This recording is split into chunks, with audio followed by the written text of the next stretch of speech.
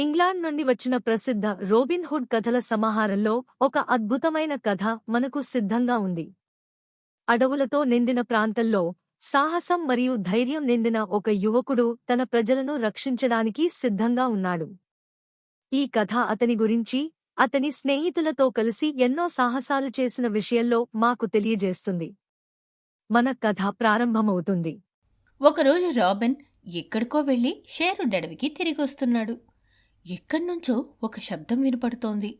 ఎవరో ఏడుస్తున్నట్టు, చాలా నిరాశలో ఉన్నట్టు, ఏదో ప్రమాదం ముంచుకొచ్చినట్టు గట్టిగా వెక్కిళ్లు పెడుతూ ఏడుస్తున్నారు. రాబిన్కి ఏదో జరిగిందని అనుమానం వచ్చింది.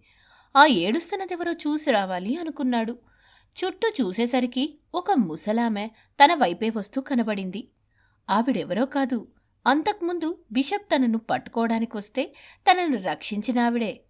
పాపం ఏడ్చి ఏడ్చి ఆవిడ కళ్ళు ఎర్రగా అయిపోయాయి, ఉబ్బిపోయి ఉన్నాయి. "ఓ గామర్ గ్రీన్, మీరా అవ్వగారు?" అంటూ పేరు పెట్టి పిలిచి, "ఏం జరిగిందండి? ఎందుకు ఏడుస్తున్నారు? ఎవరైనా ఏమైనా అన్నారా? ఏమైనా ఇబ్బంది వచ్చిందా?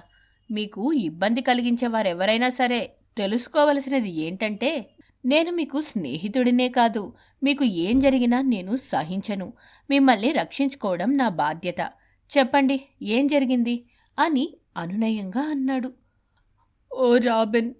రాబిన్ పలకరించగానే ఆవిడకు దుఃఖం ఇంకా ఎక్కువైంది. మా అబ్బాయిలు అంటూ ఇంకా ఏడవడం మొదలెట్టింది. ప్రమాదం శంకించాడు రాబిన్. "మీ అబ్బాయిలకు ఏమైందమ్మా?" అని రాబిన్ అడిగేటప్పటికీ, "వాళ్లను షరీఫ్ మనుషులు పట్టుకొని బంధించారు. వాళ్ళిప్పుడు నాటింగ్హామ్ జైల్లో ఉన్నారు. రేపు వారిద్దరిని నగరం మధ్యలోనే కూడలిలో ఉరి తీయబోతున్నారు. నేనేం చేయగలను? వాళ్ళు నాకు దూరమైతే నేను బతకలేను" అంటూ వెక్కిళ్ళు పెడుతూనే రాబిన్కి విషయమంతా చెప్పి మళ్ళీ గట్టిగా ఏడవసాగిందామె. "ఏంటి? హాల్, హాబ్, డికన్లని పట్టుకున్నారా? నమ్మలేకపోతున్నాను. మీకు ఈ వార్త ఎలా తెలిసింది? ఇది నిజమేనా? ఆ వార్త కరెక్టేనా? తెలుసుకున్నారా?" కంగారుగా అడిగాడు. "నిజమే నాయనా, నేనిప్పుడు నాటింగ్హామ్ నుంచే తిరిగి వస్తున్నాను. చెప్పులు కుట్టుకునే లోబ్ నాకు ఈ వార్త చెప్పాడు.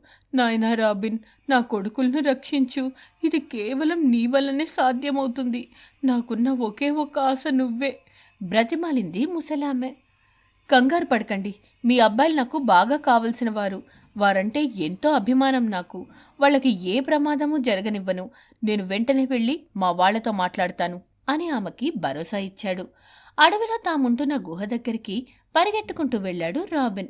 రాబిన్ పరిగెట్టుకుంటూ రావడం చూసిన లిటిల్ జాన్ తను కూడా పరిగెట్టి ఎదురెళ్ళి అతన్ని కలుసుకున్నాడు.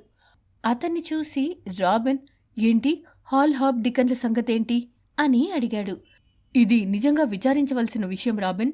అయినా ఇంత తొందరగా నీకు ఈ వార్త ఎలా తెలిసింది?" అని అడిగాడు లిటిల్ జాన్. "వాళ్ళ అమ్మగారు కనపడ్డారు నాకు. పాపం ఆవిడ ఎంతో ఏడుస్తున్నారు. నన్ను సాయం చేయమని ఎంతో బతిమలాడారు. అయినా వాళ్ళ ముగ్గురు ఎంతో తెలివైన వాళ్ళు, చాలా ధైర్యస్తులు కదా, అలా ఎలా పట్టుబడిపోయారు?" "చాలా దురదృష్టం. వాళ్ళ రాత బాలేదు పాపం. ఈరోజు వాళ్ళు ఒక జింకను వేటాడటంలో మునిగిపోయి షరీఫ్ సైన్యం రావడం చూసుకోలేదు. వాళ్ళు చాలామంది ఉన్నారు. ఏదో ప్రమాదం జరగబోతుందని గ్రహించేసరికే వాళ్లను బందీలుగా పట్టేసుకున్నారు. ముగ్గురు యువకులు అన్యాయంగా చనిపోతున్నారు" అన్నాడు లిటిల్ జాన్ బాధగా. "ఎలాగైనా సరే వాళ్ళని ఆ ప్రమాదం నుంచి కాపాడాలి. లేదంటే ఇక జన్మలో ఆమె ముఖం చూడలేను. నా ఆపద సమయంలో ఆవిడ ప్రాణాలకు తెగించి నన్ను కాపాడారు" బాధగా చెప్పాడు రాబిన్. ఇద్దరు కూర్చొని ఆ ముసలామ కొడుకుల్ని ఊరి నుంచి ఎలా రక్షించాలా అని ఉపాయాలు ఆలోచిస్తున్నారు. ఏదో రకంగా మోసం చేస్తేనే గాని ఈ మరణశిక్ష నుంచి వాళ్ళని తప్పించుకోలేమని వాళ్ళిద్దరికీ తెలుసు. రాబిన్కి రాత్రంతా నిద్రపట్టలేదు. నగరం మధ్యలో ఉరి తీశారంటే అక్కడ ఎక్కువ మంది జనాలుండే అవకాశం ఉంది. అంతమందిలో ఉపాయంగా వాళ్లను రక్షించడం అనేది అంత సులువైన పని కాదు. ఎలా ఎలా అనుకుంటూ ఇంకా చీకటి ఉండగానే లేచి తయారై నాటింగ్హామ్కి బయలుదేరాడు. ఆ ముగ్గురు కుర్రవాళ్ళని సరిగ్గా మధ్యాహ్నం 12 గంటలకు నగరం నడి మధ్యలో ఉరి తీస్తారు. తనకు ఎంతో సమయం లేదు అని అతనికి తెలుసు. అక్కడికి చేరాక రోడ్డు అవతల నుంచి ఒక బిచ్చగాడు రావడం చూశాడు. అతను చాలా పేదవాడని, తినడానికి తిండి కూడా లేనివాడని అర్థమవుతోంది చూస్తూ ఉంటేనే. అతను కట్టుకున్న బట్టలు చీలికలు పేలికలైపోయి ఉన్నాయి. దారిలో కనపడ్డ ప్రతివారిని పిచ్చం అడుగుతున్నాడు. అతను నాటింగ్హామ్ నుంచి రావడం గమనించిన రాబిన్, ఏంటి ఊళ్ళో విశేషాలు అని అడిగాడు. ఏమున్నాయి బాబూ, ఇవాళ 3 యువకుల్ని ఉరితీస్తున్నారట. మధ్యాహ్నం కూడలిలో దానికి కావలసిన ఏర్పాట్లు చేస్తున్నారు. చుట్టుపక్కల ఊళ్ళ నుంచి ఇది చూడటానికి చాలామంది గుంపులు గుంపులుగా వస్తున్నారు. ఎందుకంటే ఒకేసారి 3 అన్నదమ్ములను పక్కపక్కనే ఉరి తీయడం ఇదే మొదటిసారి. అందుకని అందరికీ విచిత్రంగా ఉంది. కొంతమంది అయితే ఎంతో బాధపడుతున్నారు కూడాను. పాపం వాళ్ళ అదృష్టం ఎలా ఉందో అని చెప్పాడు పిచ్చగాడు. రాబిన్కి ఇది తెలిసిన విషయమే కాబట్టి పెద్దగా ఆశ్చర్యం కలగలేదు.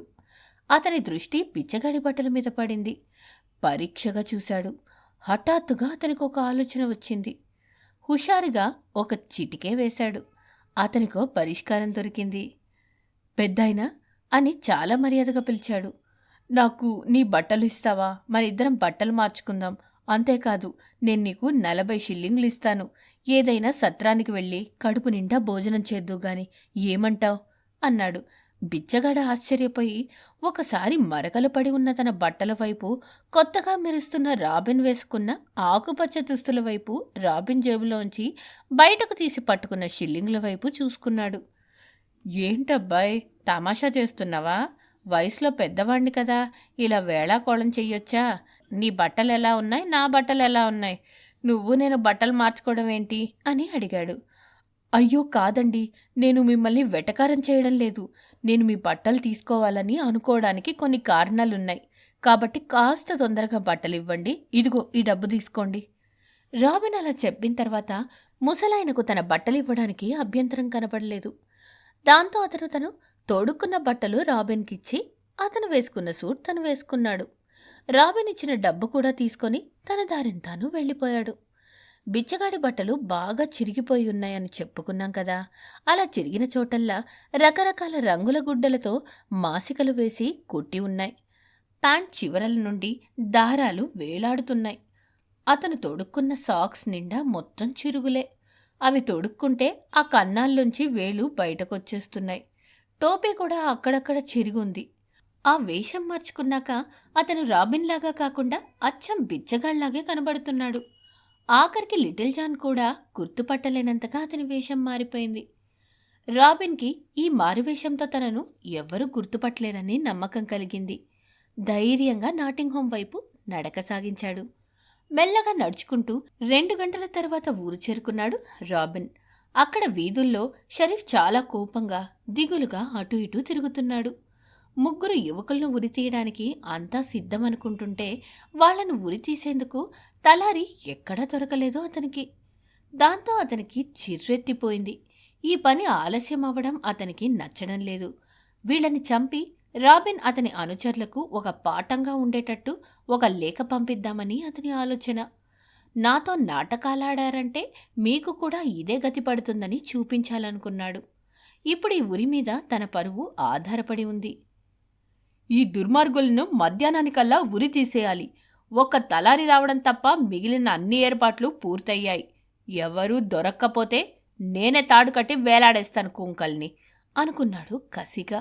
ఇంత కోపంగా ఉన్న షరీఫ్ దారికి అడ్డంగా నడుం బాగా వంగిపోయి దీనంగా ఉన్న బిచ్చగాడొకడొచ్చాడు. అతని బట్టలు చిరిగిపోయున్నాయి.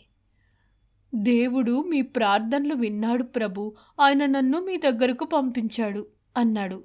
ఎవరు నువ్వు, నీకేం కావాలి అని చికాగ్గా అడిగాడు షరీఫ్. అతను బిచ్చం అడగడానికి వచ్చినట్లయితే ఒక్క పెన్ని కూడా ఇవ్వకూడదని నిర్ణయించుకున్నాడు. అదేంటి ప్రభు, ఎవరినో ఉరి తీయడానికి తలారి కోసం వెతుకుతున్నారని తెలిసింది. నాది కూడా అదే పని, అందుకని వచ్చాను. తర్వాత భాగంలో రాబిన్ బిచ్చగాడి వేషంలో ఉరి తీయబోతున్న కుర్రవాళ్లను ఏ విధంగా రక్షించాడో తెలుసుకుందాం. అంతవరకు సెలవు. ఈ కథ మనకు నేర్పే ముఖ్య విషయం ఏమిటంటే, ఇతరులకు సహాయం చేయడం మరియు న్యాయం కోసం పోరాడటం ఎంతో ముఖ్యం. మీరు మరిన్ని కథలను అనుభవించాలనుకుంటే ఆపిల్ లేదా ఆండ్రాయిడ్ అప్ స్టోర్స్ నుండి స్టోరీ వేవ్స్ యాప్ను డౌన్లోడ్ చేయండి. స్టోరీ వేవ్స్ సబ్స్క్రిప్షన్ నెలకు $1 కంటే తక్కువ.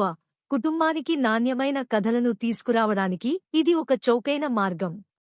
అన్ని కొత్త కథలు స్టోరీ వేవ్స్ యాప్లో అందుబాటులో ఉన్నాయి మరియు అత్యంత ఉత్సాహభరితమైన కంటెంట్ యాప్లో మాత్రమే అందుబాటులో ఉంది. మీరు యూట్యూబ్ ఛానల్ను సబ్స్క్రైబ్ చేసుకోండి మరియు ఇన్స్టాగ్రామ్, టిక్టాక్ మరియు స్పోటిఫైలో స్టోరీ వేవ్స్ను ఫాలో అవ్వండి. రాబోయే కంటెంట్ గురించి అప్డేట్స్ పొందండి. మీరు చూసినందుకు ధన్యవాదాలు.